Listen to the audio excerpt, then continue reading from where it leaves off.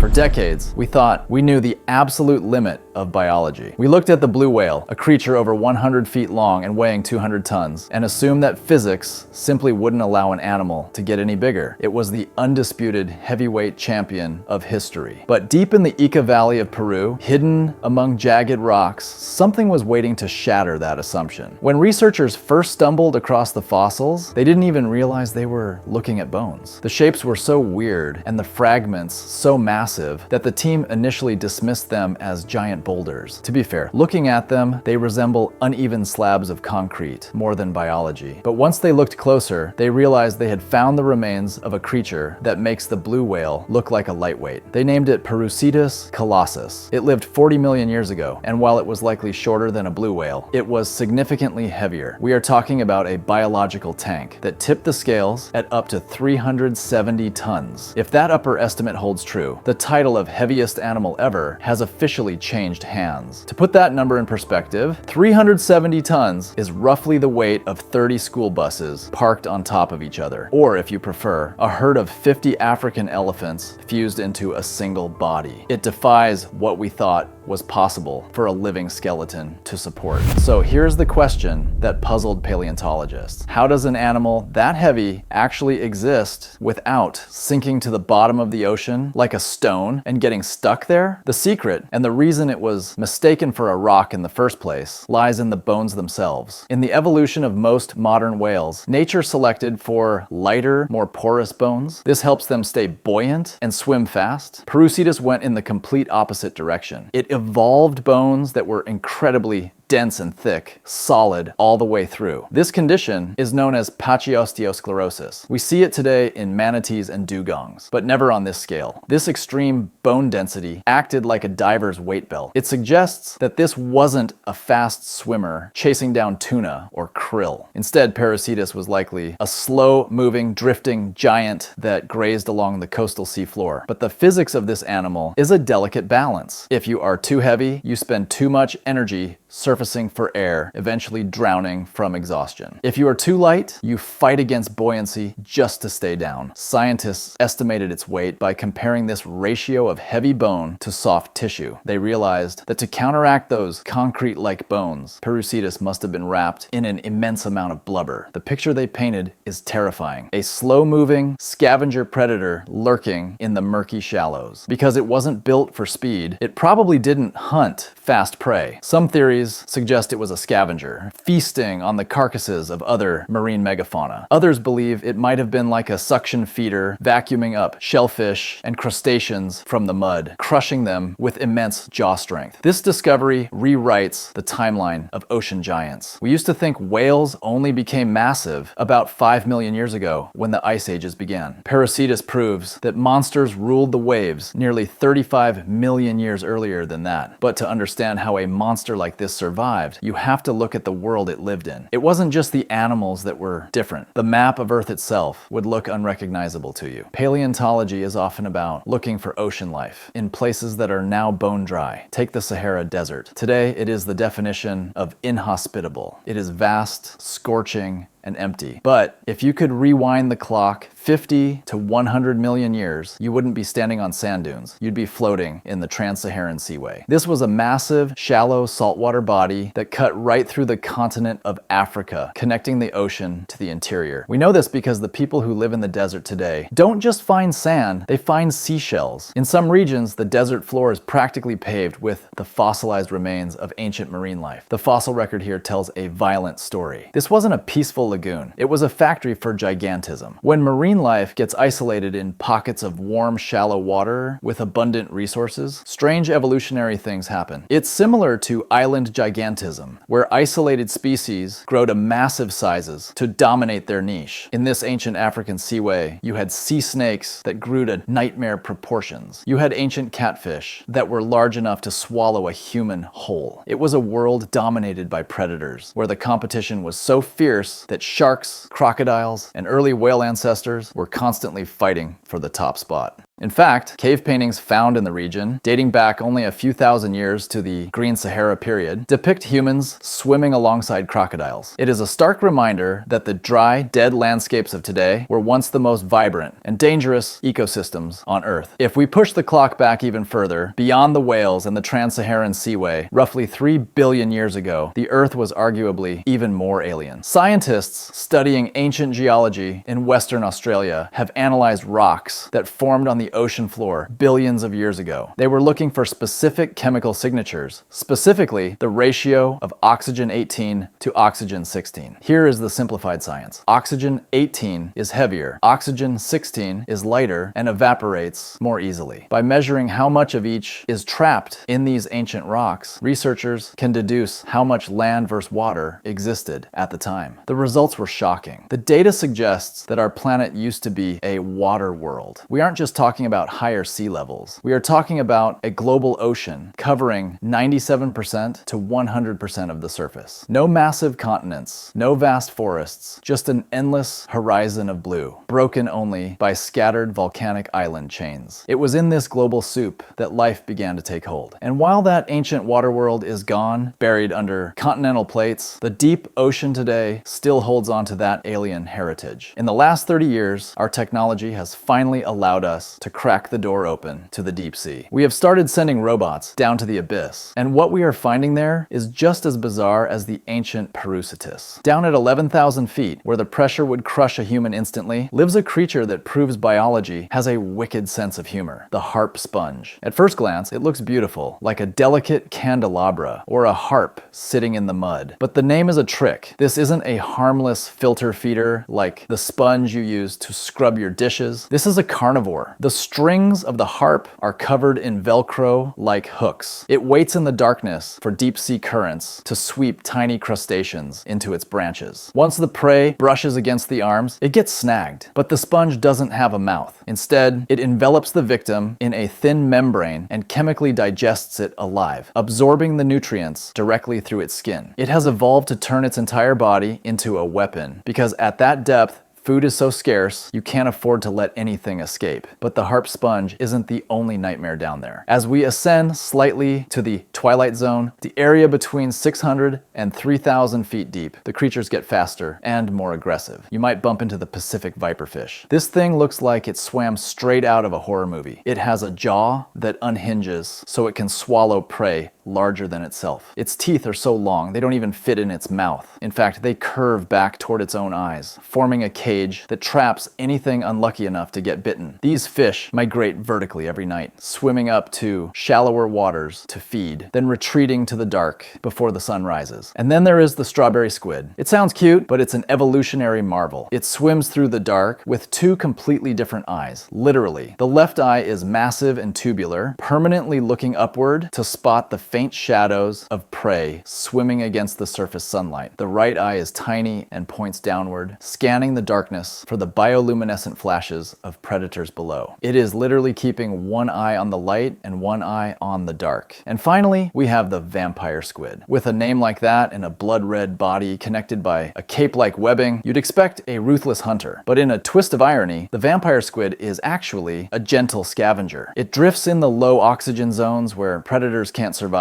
feeding on marine snow, the falling debris of dead animals from above. From the 370-ton giants of ancient Peru to the flesh-eating sponges of the modern abyss, the ocean has always been a place where the rules of life are pushed to the breaking point. We have mapped the surface of Mars better than we have mapped our own ocean floors. Every time we crack a rock in a desert or send a robot into a trench, we realize we are sharing this planet with monsters we barely understand. If you want to keep exploring these mysteries with us, make sure you hit that subscribe button and check out this video next to see what else is hiding in the dark.